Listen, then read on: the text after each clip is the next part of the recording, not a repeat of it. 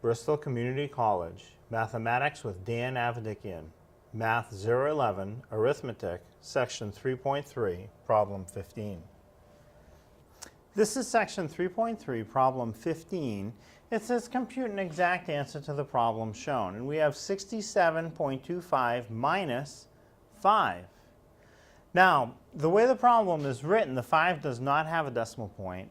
And one thing that's important is we have to make the decimal points line up. Well, we can assume that the decimal point is after the 5. And the decimal points do not line up.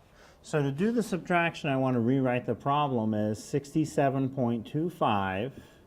Still minus 5, of course, but I want to put the 5 so that the decimal point lines up. Again, it's not written in the problem, but you can assume it's just after the 5. So just 5 decimal like that, or if you want, you can think of it as 5.00 so that everything lines up nice. So written this way, the decimals do line up vertically. They'll still come straight down to be in the answer. So now 5 minus 0 is 5, 2 minus 0 is 2, 7 minus 5 is 2, 6 minus nothing under it is 6. So the answer is 62.25.